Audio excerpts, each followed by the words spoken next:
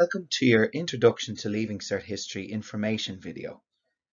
I'm Mr. Farrell and I'm speaking on behalf of the History Department of Coláiste Ciaráin, and today I'd like to give you a course overview of Leaving Cert History and hopefully to give you a sense of what studying history is like at senior cycle level.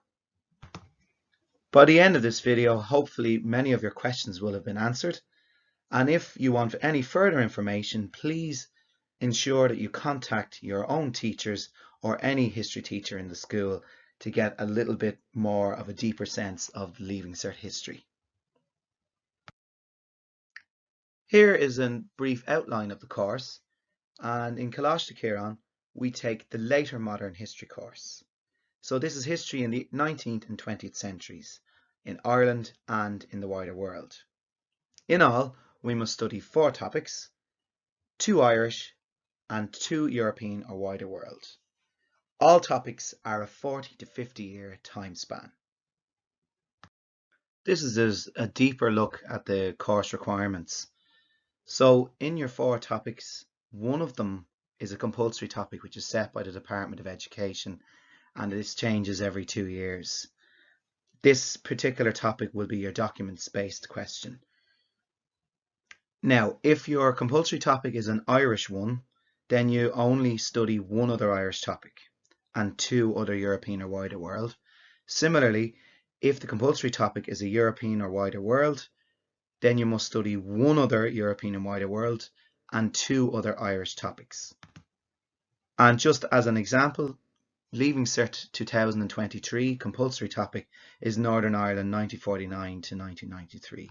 So therefore students must study 1 other Irish topic and 2 European or wider world topics. The final element then of the Leaving Cert is then you must complete a research project of 1,500 words for higher level and 800 words for ordinary level. It's submitted in April before the Leaving Cert in 6th year and is worth 20% of the overall mark. This is a breakdown of the final exam. So higher level, firstly, you have your compulsory documents question, which is a prescribed topic, and that is broken into 4 different parts, shorter questions and 1 short essay. Then the 3 other topics are assessed by 3 other essay questions. Similarly, at ordinary level, you have your compulsory documents question, which is your prescribed topic, and then you have 3 other questions from the 3 other topics. But the difference between ordinary and higher level here is that each of the topic questions are broken into a part A, a part B and a part C, as opposed to simply 1 essay for higher level. So that is the fundamental difference. At ordinary level you have a greater amount of parts to each question. Here is your higher level paper in pink and your ordinary level paper in blue. And if you look closely, you can see the paper is broken into 3 sections. Section 1 on both papers is the compulsory topic, documents-based question. Section 2 on both papers pertains to the Irish topics and the various questions in that section. And section 3 are the European and wider world topics and their questions. Now this is a breakdown of all of the Irish topics in Leaving Cert history. As you can see, there are 6 in total and 2 are highlighted for you. Topic 3, the pursuit of sovereignty and the impact of partition, and topic 5, politics and society in Northern Ireland. The reason both of those topics are highlighted is because that generally they are the 2 topics that we would choose to study in the Irish topics section of Leaving Cert history, because we aim to build on the prior knowledge base of 3rd year history, especially when students come into 5th year history from 3rd year, because they would have studied both of those elements on the 3rd year course. Much like the Irish topics, there are 6 Europe and wider world. 2 have been highlighted again, and they are topic 3, dictatorship and democracy, and topic 6, the United States and the world. Once again, the idea here is trying to build on the prior knowledge base of 3rd year history, as students would have studied both of those topics on their third year course. As you can see, there is a variety of topics to choose from, and teachers are free to choose any two as they please. To give you a greater sense of what students will actually be studying in terms of their course in Leaving Cert History, this is a topic breakdown for USA and the World, 1945 to 1989. You can see marked in blue are the sub-elements, and in green are the case studies.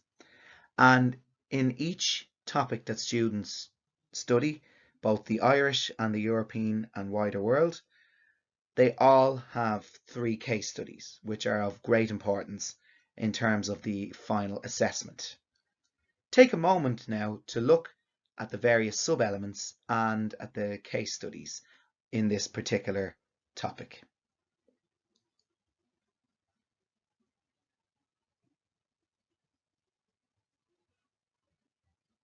The final element of Leaving Cert History is the Research Study Report, also known as RSR. It is 20% of the final mark for Leaving Cert, and it is a research project on a topic of the student's choice. So there's great opportunity here for students to investigate a particular area of interest of theirs. A wide variety of historical topics to choose from: personal history and family history, local history, national history and international history. And essentially it is presented in the format of an extended essay at higher level of 1,500 words and an essay of 800 words at ordinary level. It's submitted in April of 6th year, but the bulk of the work is done in 5th year to allow students sufficient amount of time to edit their various drafts and to apply any feedback given to them by the teacher.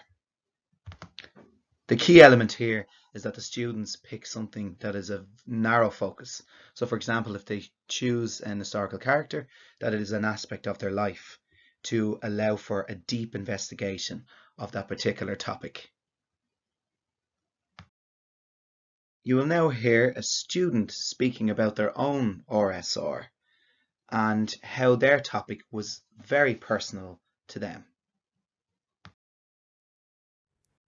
The research project allowed me to delve deeper into my own family history.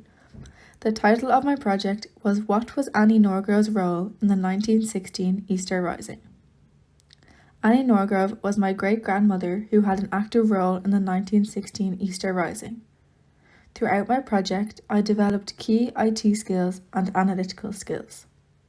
I also discovered interesting facts about my family history. It was a great opportunity to learn about women in the Easter Rising and overall a beneficial aspect of the history course. Hopefully you will have gained a bit of an insight into the nature of the RSR. In particular, take note of how personal the topic should be to you as a student when choosing your topic for your research study report. So to round off this introductory video, why choose history? And it's summed up in a lovely quote about the nature of history. We understand the past to understand the present. We understand the present to guide the future. Essentially, history helps us to understand multiple perspectives, points of view and interpretations of events. It helps us to apply information in the past to analyse and solve the problems in the present. And it trains us to gather evidence for research to find patterns, trends and links between various events. Studying history can benefit you in your future. For college and university courses such as journalism, media, politics, law and European studies, to name but a few, the skills you learn from studying the subject at senior cycle are essential to any of those careers. You specialise as a senior history student in research, analysis, interrogating and interpreting sources and critical thinking, and they are crucial for third level study. I hope you will choose history in your senior cycle studies.